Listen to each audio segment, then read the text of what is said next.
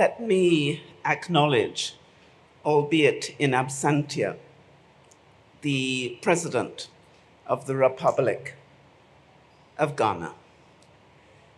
Your Excellencies, distinguished guests, ladies and gentlemen, it is a great pleasure to be with you this morning. To be in Accra is always a delight, and I extend my deep appreciation to the Africa Prosperity Network and its Advisory Council for selecting me as the first recipient of the Global Champions Award.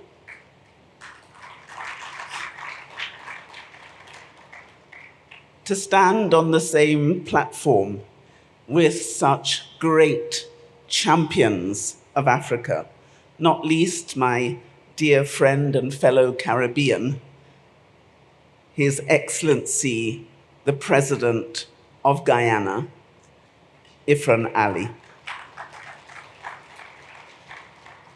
It is a great and profound honor, which I accepted with humility and heartfelt gratitude.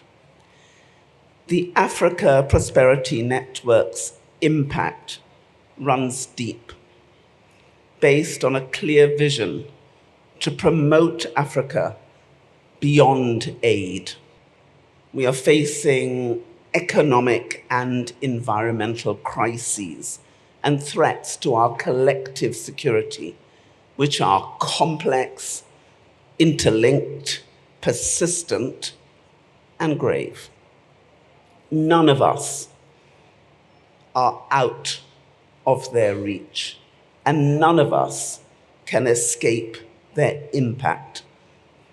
The stock of our collective genius, the relentless accelerating power of technological progress, and the connections between principles and between peoples have never been greater.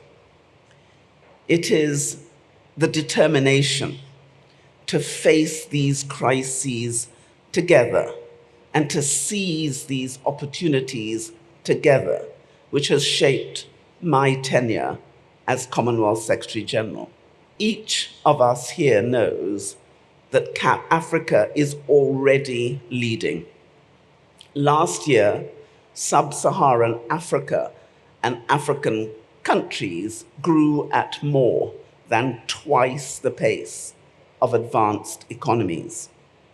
Through the energy transition, the oil and gas value chain, and by enhancing intra- and inter-African trade under the Continental Free Trade Agreement, you are driving a new way of doing business. African Commonwealth countries are leading this trend. 15 of the 21 Commonwealth economies will experience a higher growth rate than the global average in the next 2 years. And your place within the Commonwealth offers a profound advantage. We are all part of a family of 2.5 billion people in 56 nations, spread across the 5 continents and all the great basins of our one shared oceans. We share history, we share interests, we share advantages, and above all, we share indelible values to which we all subscribe and aspire. We do business at 21% lower cost than countries outside the Commonwealth. We grow together to an astonishing 150 trillion US dollars in combined physical, natural, and human capital since I became Secretary General in 2016. And we face the challenges of the world together. The Commonwealth is not only your friend and ally, but your committed and determined partner.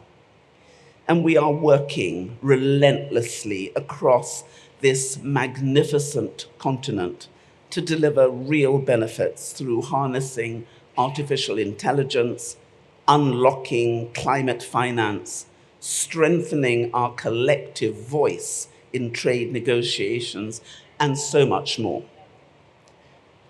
At our heads of government meeting in Samoa, Commonwealth leaders will choose a new Secretary General, an African Secretary General.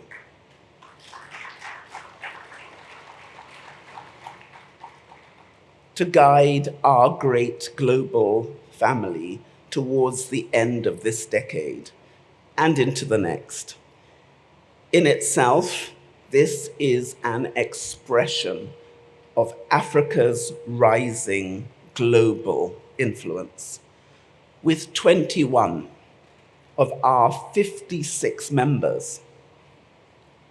Africa's voice within the Commonwealth is stronger than ever before, not least through the African Union's formal incorporation into the G20, which we should now call the G21.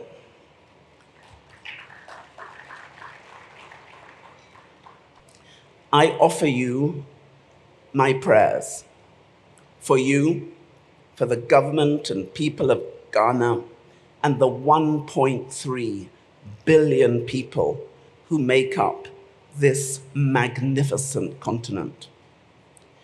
We can be the future we choose if we decide to walk together.